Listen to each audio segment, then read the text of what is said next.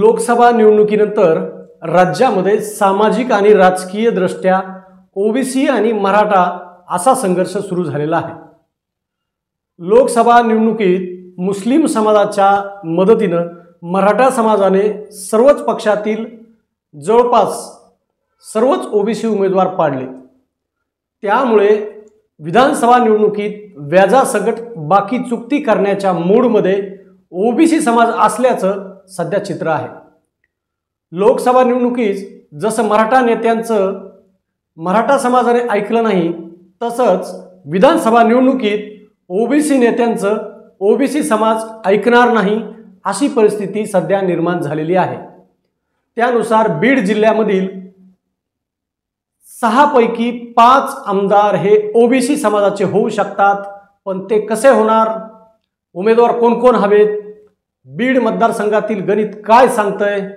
माजलगाव, केज आणि आष्टीमध्ये नेमकं काय डावपेच ओबीसी समाजाला आखावे लागणार आहेत? परळीत काय होऊ शकतं? या सर्व मुद्द्यावर या स्पेशल रिपोर्टमध्ये आपण चर्चा करणार आहोत। त्यामुळे हा व्हिडिओ शेवटपर्यंत पहा। नमस्कार, आपण पाहताय महाराष्ट्र टुडे न्यूज चॅनल। मी अशोक खाडे। चॅनलवर नवीन असाल तर चॅनलला सबस्क्राइब करा। हा विषय चांगला वाटला तर कमेंट करा आणि जास्तीत जास्त लोकांपर्यंत हा व्हिडिओ शेअर करा। चला तर मूळ मुद्द्याकडे आपण वळूया। ओबीसी मध्ये एकता दिसून आल्याने लोकसभेमध्ये जे झालं, जे घडवून आणलं, त्याची व्याजासकट परतफेड करण्याची तयारी आता विधानसभेत ओबीसी समाजाने ठेवली आहे। बीड जिल्ह्यातील 6 पैकी 5 ओबीसी आमदार कसे निवडून येतात किंवा कसे होतात यासाठी आतापासूनच ओबीसी समाजातील कार्यकर्त्यांनी मोर्चे बांधणी सुरू केल्याचं दिसतंय। सोशल मीडियावर सध्या या बाबतीत जोरदार चर्चा सुरू आहे। काही झालं तरी मराठा उमेदवाराला मतदान करायचंच नाही, वेळ प्रसंगी मागासवर्गीय किंवा मुस्लिम समाजाच्या उमेदवाराला मतदान करायचं आणि निवडून आणायचं अशी चर्चा आता सोशल मीडियावर होऊ लागली आहे। 6 पैकी 5 ओबीसी आमदार करायचे कसे हा प्रश्न आपल्याला पडला असेल। सर्वप्रथम आपण बीड विधानसभा मतदारसंघाविषयी नेमकं राजकीय गणित काय होऊ शकतं हे पाहूया।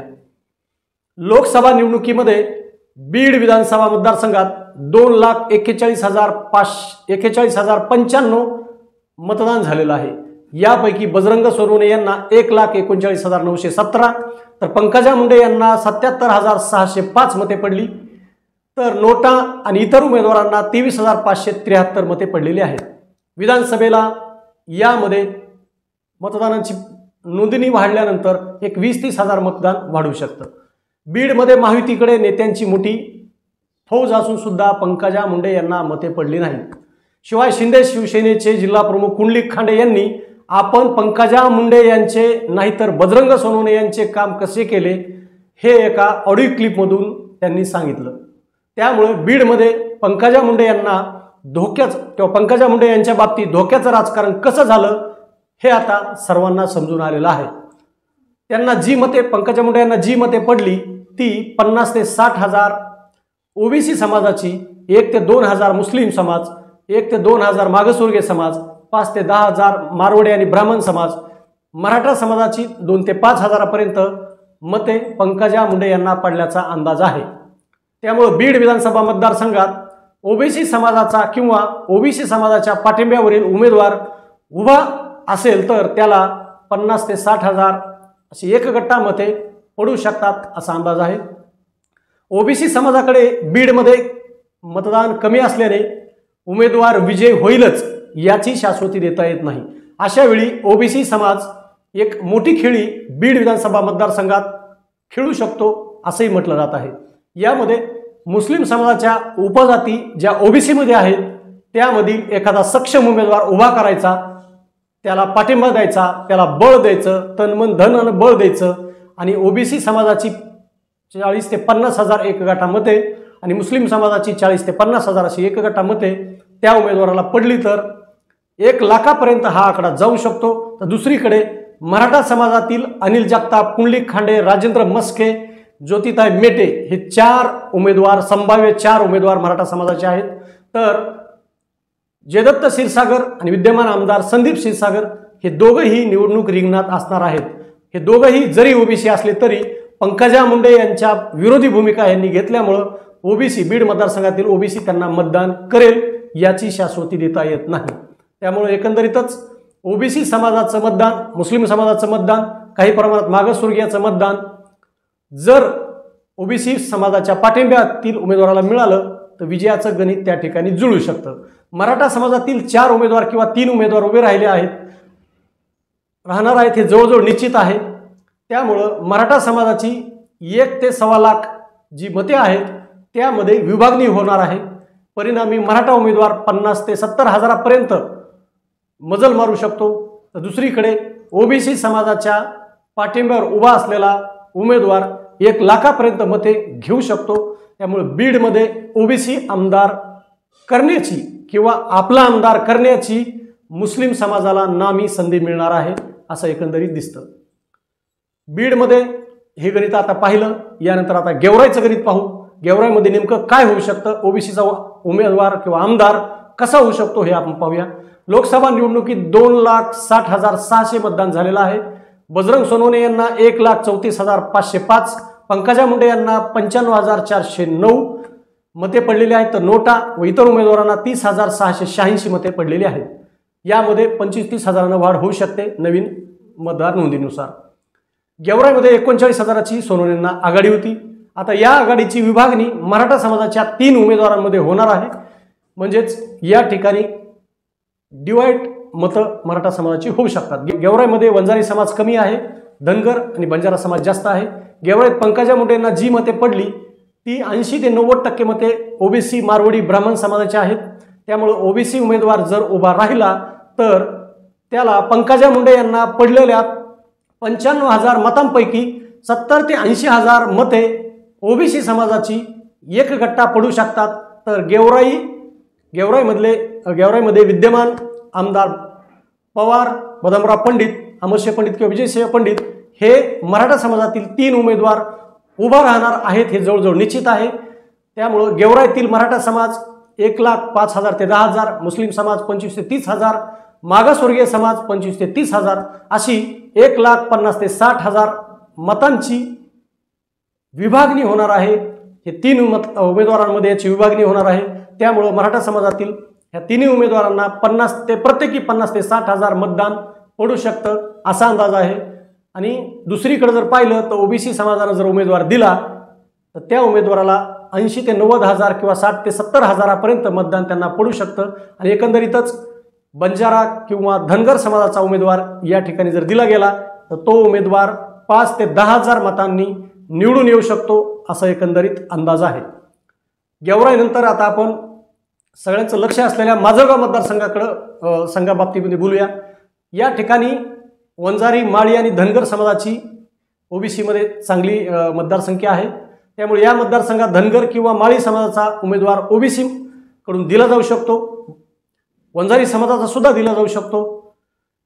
लोकसभा निवडणुकीत 2,42,029 मतदान झालेलं आहे। यापैकी पंकजा मुंडे यांना 1,05,648, बजरंग सोनवणे यांना 1,04,713 मते पडली असून पंकजा मुंडे यांना 935 मतांची किरकोळ आघाडी माजलगाव विधानसभा मतदारसंघात आहे। पंकजा मुंडे यांना जी मते पडली त्यातील 80 ते 90% मते ही ओबीसी मारवाडी आणि ब्राह्मण समाजाची आहेत। विधानसभा निवडणुकीमध्ये ओबीसी समाजाचा जो उमेदवार दिला जाईल त्याला पंकजा मुंडे यांना पडलेल्या मतांपैकी 70 ते 80,000 मते एक गट्टा पडू शकतात। तर माजलगावमध्ये सुद्धा शरद पवार गटाकडून चंद्रकांत शेजूळ किंवा ऐन वेळेला मोहन जगताप आणि रमेश साळसकर यापैकी एक जणाला उमेदवारी दिली जाऊ शकते। जर शेजूळ यांना शरद पवार गटाने उमेदवारी दिली तर मोहन जगताप किंवा रमेश साळसकर हे अपक्ष निवडणूक लढवू शकतात आणि महायुतीकडून विद्यमान आमदार प्रकाश सोळंके हे निवडणूक रिंगणामध्ये असणारच आहेत। त्यामुळे मराठा समाजाची कमीत कमी 3 उमेदवार माजलगाव मतदारसंघात असणार आहेत। याचा परिणाम म्हणून या 3 उमेदवारांमध्ये मुस्लिम, मागासवर्गीय आणि मराठा समाजाची जी काही मतदान माजलगाव मतदारसंघात आहे हे तिघांमध्ये यांची विभागणी होणार आहे। तर ओबीसी समाजाचं एक गट्टा मतदान ओबीसी समाजानं उभा केलेल्या उमेदवाराला मिळणार आहे। म्हणजेच 60 ते 70 हजार मतदान हे ओबीसी समाजाचं त्या उमेदवाराला मिळालं तर माजलगाव विधानसभा मतदारसंघामध्ये 5 ते 10,000 मताधिक्यानं ओबीसीचा उमेदवार निवडून येऊ शकतो, ओबीसीचा उमेदवार आमदार होऊ शकतो। हे माजलगावचं गणित आहे। माजलगाव नंतर सगळ्यांचं लक्ष खास करून सुरेश धस, पंकजा मुंडे यांना मिळालेली लोकसभामध्ये आघाडी अशा आष्टी मतदारसंघाबाबतीमध्ये आपण बोलूया। यामध्ये नेमकं चित्र काय असणार आहे हे पाहूया। सस्पेन्स असणारा हा मतदारसंघ आहे। या मतदारसंघामध्ये जर अजित पवार गटाला जागा सुटली तर सुरेश धस हे बंडखोरी करून अपक्ष निवडणूक लढू शकतात किंवा ऐन वेळेला शरद पवार गटाकडे जाऊ शकतात अशी चर्चा आहे। जरांगे समर्थकाकडून माजी आमदार साहेबराव दरेकर किंवा त्यांचे चिरंजीव उद्धव दरेकर यांना पुढे केलं जाऊ शकतं। दरेकर यांना शरद पवार गटाची उमेदवारी दिली जाऊ शकते किंवा शरद पवार गटानं दरेकरांऐवजी शरद पवार गट हा दरेकरांऐवजी नवीन चेहऱ्याला सुद्धा संधी देऊ शकतो। अशा वेळी आष्टी विधानसभा मतदारसंघात मराठा समाजाची 2 ते 3 उमेदवार राहण्याची दाट शक्यता आहे। तर दुसरीकडे ओबीसी समाजाकडून माळी समाजाचा उमेदवार पुढे केला जाऊ शकतो। लोकसभा निवडणुकीमध्ये पंकजा मुंडे यांना 1,45,553 तर बजरंग सोनवणे यांना 1,13,299 मते पडली असून पंकजा ताई यांना जी मते पडली त्यातील 80 ते 90,000 अशी एक गट्टा मते ओबीसी उमेदवाराच्या पाठीशी राहू शकतात। तर दुसरीकडे मराठा समाजाच्या 2 ते 3 उमेदवारांमध्ये मतांची विभागणी होऊ शकते।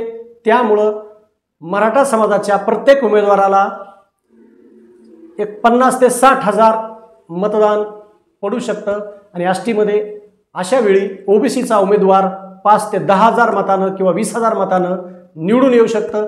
असं एक चित्र आहे। कारण आष्टी हा सस्पेन्स असणारा धक्का देणारा मतदारसंघ आहे। परळी मतदारसंघाच्या बाबतीमध्ये बोलूया। परळी मतदारसंघामध्ये धनंजय मुंडे यांना पाडणं तेवढं सोपं नाही हे सर्वांना माहीत आहे। आता तर पंकजा मुंडे यांना विधान परिषदेवर घेतल्यामुळं सर्वांच्या मनातील किंतु परंतु जो होता तो आता राहिलेला नाही। शिवाय धनंजय मुंडे हे घड्याळ या चिन्हावर निवडणूक लढवणार असल्यानं मुस्लिम समाजाची मतेही त्यांना पडणार आहेत। राष्ट्रवादी काँग्रेस शरदचंद्र पवार गटाकडून बबन गीते यांना उमेदवारी दिली जाते की त्यांच्यावरील गुन्ह्यामुळे ऐन वेळेला मराठा चेहरा पुढे केला जातो हे अद्याप स्पष्ट झालेलं नाही। तसेच दोन्ही बहीण भाऊ ताकदीने काम करणार असल्यानं परळीत धनंजय मुंडे यांचाच पुन्हा विजय होऊ शकतो असं एकंदरीत चित्र आहे। तर केज मतदारसंघ हा राखीव आहे। त्या ठिकाणी चुरशीची लढत होणार आहे हे जवळजवळ निश्चित आहे। नमिता मुंदडा यांना यावेळी धक्का बसू शकतो असंही म्हटलं जात आहे। एकंदरीतच आपण 6 मतदारसंघाचा आढावा पाहिलेला आहे। 6 पैकी 5 मतदारसंघामध्ये ओबीसीचा उमेदवार कसा निवडून येऊ शकतो हे आपण आता पाहिलं। नेमकं गणित याच बाबतीत जसं आपण सांगितलं किंवा चर्चा केली तसंच जर घडलं तर निश्चितच बीडमध्ये 6 पैकी 5 आमदार ओबीसीचे असू शकतात हे तेवढंच स्पष्टपणे दिसतंय। त्यामुळे हा विषय आपल्याला कसा वाटला हे आपण कमेंटमध्ये जाऊन सांगा। पुन्हा वेगळ्या विषयावर भेटू। नमस्कार।